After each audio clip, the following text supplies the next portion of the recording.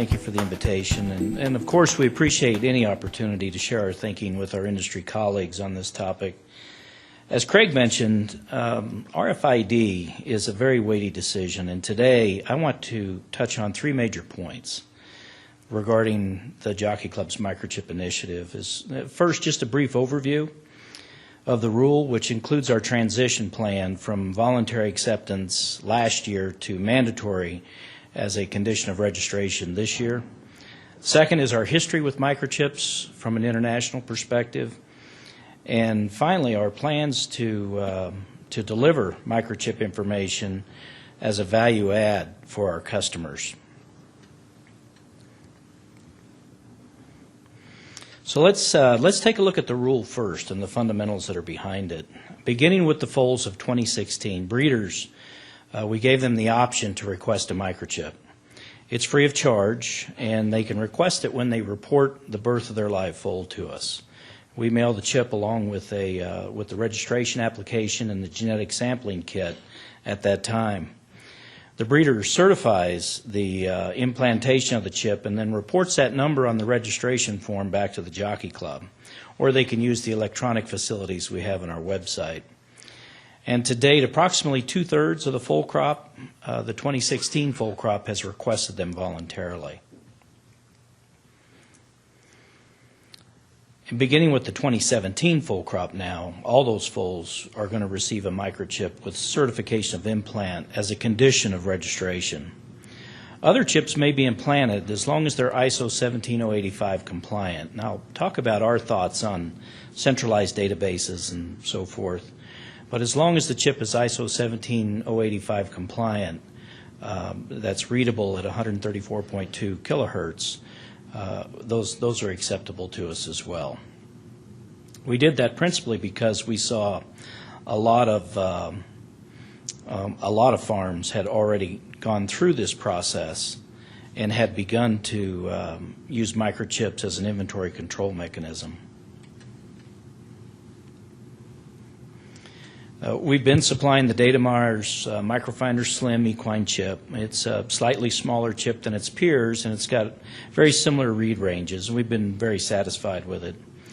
And of course, each chip is sterile packed, and we've incorporated the bar-coded adhesive labels into our registration process to try to simplify that procedure. Now, we recommend implanting the chip on the left side. I think you may have all heard of there was a recent initiative from Canada to insert them in the nose, in the nasal area, I should say. Since then, they've backed off that requirement. They've now urged that breeders in Canada implant them in the nose, but they're accepting them on the left side nuchal ligament, which is kind of the traditional area. On the historical perspective, we're actually late to the game. The Jockey Club began offering microchips for sale on a commercial basis on our website in 2008. But from a historical perspective, from 2003 forward, the International Stud Book Committee began urging all stud books to use microchips. And it was principally in response to a piece of EU legislation that was signaled for approximately 10 years that said all pedigreed animals were going to require microchips at the time they hit EU soil. 2004, 2005, most major stud books had migrated to or had incorporated microchips into their identification process. We waited again in 2008. We began offering them commercially. We heard some good feedback on the success of those chips as an augment to identification, and that's when we transitioned. At least two of the stud books that we're aware of, there may be more, and our friends from Destron might be able to update us, but two that we're aware of, the South African stud book and the Japanese stud book, experimented with biothermal microchips, which are, of course, capable of providing temperature as well at the site of implantation. We elected to go with the identification-only chip along with the majority of the other stud books in the world.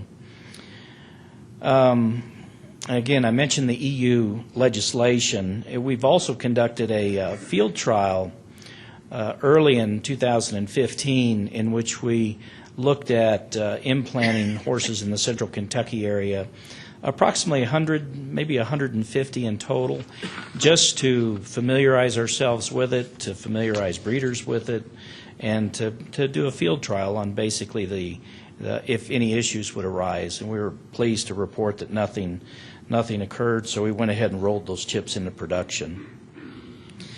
As a further convenience to our breeders, we provide links on our website to obtain scanners, with this one on the left retailing for, I think, about $250. Our friends from Datamars are here. They can correct me if I'm wrong, but I think it's around $230, $240, $250. We're also exploring platforms such as the one on the right. It's just something that we grabbed from the internet, but the concept behind it is quite sound, and I'll mention it as we get to the latter part. The concept is we think microchips are going to provide a wonderful opportunity to serve up additional data, and that's why we're all here today, is to not necessarily talk about microchips' value as an identification process, but really to talk about the microchip number as a database key for calling up additional information on the horse. And the scanners on the right obviously are Bluetooth linked. This one in particular is Bluetooth linked to a cell phone. Probably is not a real practical application if you've got other livestock, if you're looking at cattle and so forth, that you've got your iPhone connected to a device that you have to hold so close to the animal. But with a horse, obviously, particularly a paddock identification, field identification of a horse, it's intriguing.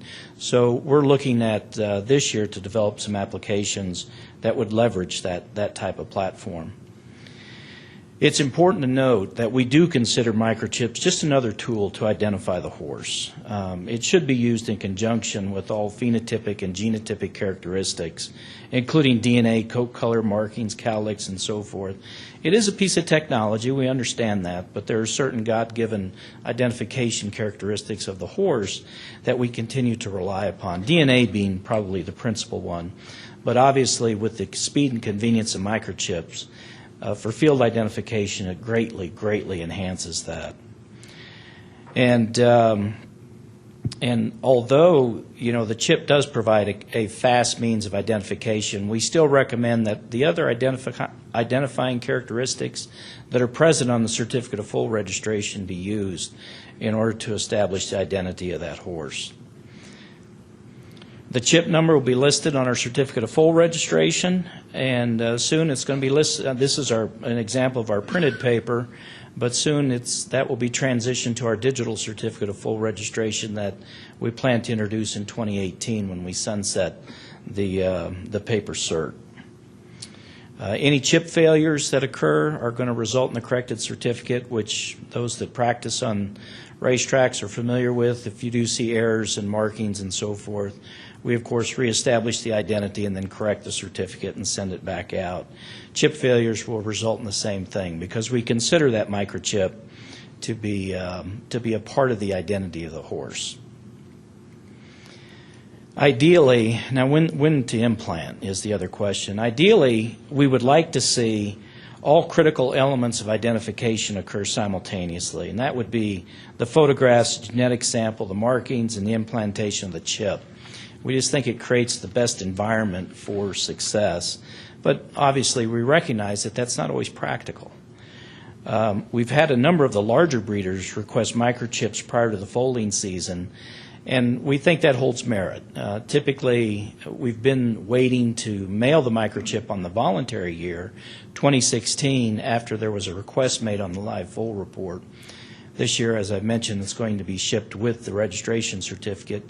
But there appears to be merit in just sending the chips out to larger veterinary practices, large breeding farms, and so forth, so they have that inventory, and at the time of the neonatal exam of the foal, they can go ahead and put the microchip in. Don't worry about the number. Don't worry about reporting it. It's as if that chip is part of the identity of the horse. Then when the professional identifier comes along to register the horse and complete those requirements, pull the hair, and take the photographs and so forth, the chip's already on board. And the chip's there, the barcoded labels are still available. You can go through and match those up with the registration application at that point. And we think it has a lot of merit. And that's principally a cost-saving faction or a function, if we've received any pushback, which has been very, very minimal, it's principally that, hey, I've got to call the vet out. At one point, we went from blood typing, transition to hair, which took the veterinarian out of the registration process, and now the veterinarian's back into the registration process. And it's more than anything just a scheduling issue, trying to coordinate those occurrences around a central date. So we're thinking if we send it out ahead of time, we get that chip in the foal at the time of the neonatal exam, and then the veterinarian hands that chip packet off, you've got probably 90% of the battle taken care of. Now, even without microchips, occasionally there are errors that occur in the identification of horses, as we all know. We do think that if you can at least coordinate these principal identification elements, it's going to reduce it. But obviously, there are going to be errors that crop up. We see them. We go through and resolve them. Typically, the strongest weight is placed on the DNA type, ultimately. We're also, well, I already talked about that. We'll just skip right ahead to the future, which is a little more exciting to talk about than what we're doing. Pushback to synopsize, again, 66% of 23,000 foals have microchip, thoroughbred foals have microchips on board now, thanks in large part to practices such as Dr. Moorhead's. They've been terrific advocates for it, but pushback has been very little. We haven't heard of any health concerns or issues of that sort. We've had, as I mentioned, a number of the larger farms have been using microchips for years as part of their inventory control. We've got a horse farm management system that we've produced. It's installed at about 500 thoroughbred horse farms across the nation, and some quarter horses and paints as well. And we're developing interfaces between the microchip scanner that's connected to a device that can communicate with that horse farm management software. But we see its true power in that it's just another database key.